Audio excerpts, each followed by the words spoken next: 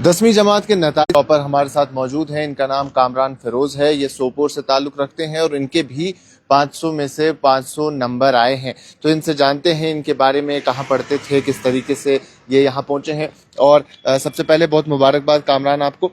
500 out of 500 आए हैं। किस स्कूल से आपकी तालीम हुई है उसके बारे में बताइए। सेंटोरम पब्लिक स्कूल लालट सोपोर से मैंने तालीम हासिल की है सर। तो कैसा लग रहा है आज अब 500 आउट ऑफ 500 मार्क्स लाके? सर बहुत ही अच्छा लग रहा है।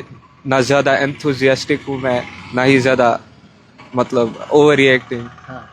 बस मॉडरेट रहना चाहिए हम सबको, न्यूट्रल।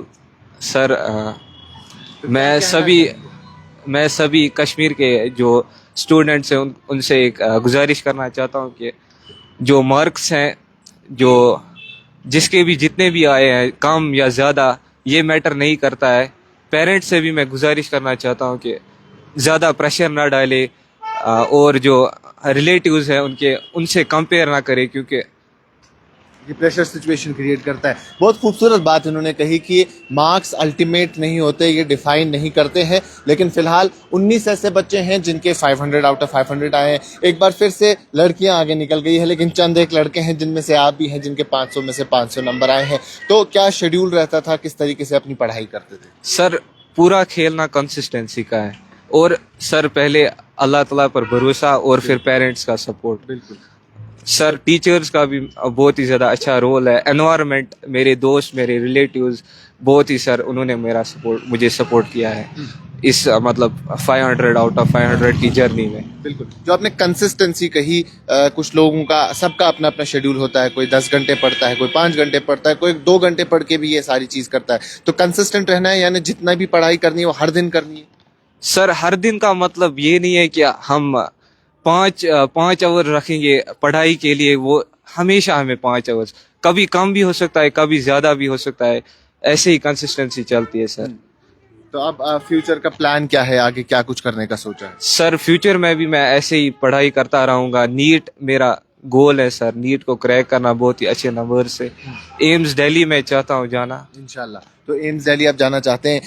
आखिर में कुछ चीज़ें आपसे और पूछना चाहूँगा। जैसे कई सारे लोग कहते हैं कि 10th के मार्क्स उतने मैटर नहीं करते हैं, या 12th के मार्क्स या ओवरऑल मार्क्स मैटर नहीं करते हैं, लेकिन 10th को इसलिए भी इंपॉर्टेंस दी जाती है क्योंकि समझा जाता है फाउंडेशन, ये बेस है, और इसके बाद ही आप आगे चलते हैं। तो आप किस तरीके से देखते हैं इस चीज़ को? सर वैसे तो 10th के मार्क्स उतने मैटर नहीं करते, लेकिन जो हमारे रिलेटिव्स है यहाँ पर बहुत ही ज़्यादा ऑर्थोडॉक्स बन चुके हैं यहाँ पर, उन्हीं के लिए हमें मार्क्स लाने पड़ रहे हैं। यहाँ पर मैं स्टूडेंट से गुजारिश करना चाहता हूँ कि वो ज़्यादा प्रेशर ना ले अपने ऊपर और चिल रहे।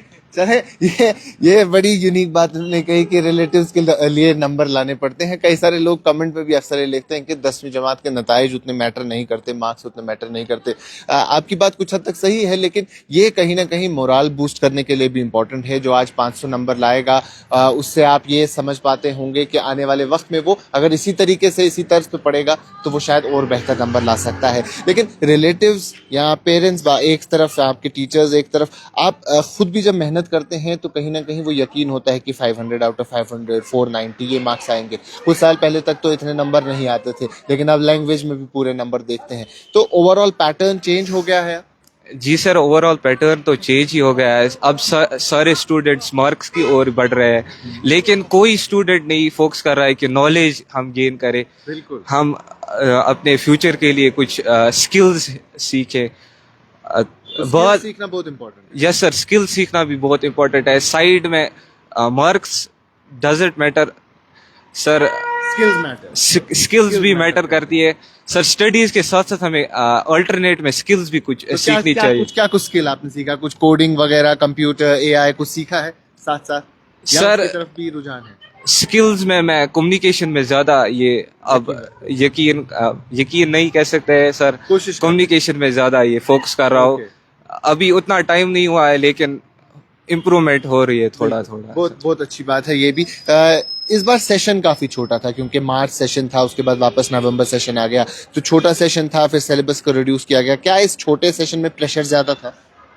उतना भी प्रेशर नहीं था, क्योंकि विंटर से ही हमने स्टूडेंट्स को पढ़ाया जा रहा था, और मतलब टाइम बिल्कुल दिया गया। एग्ज़ाम्स भी थोड़ा बहुत लेट किए गए और 12% रिलैक्सेशन ने भी बहुत ही ज़्यादा मदद की हमें। और टीचर्स कितने सपोर्टिव थे आपके जो स्कूल? टीचर्स मेरे बहुत ही ज़्यादा सपोर्टिव थे।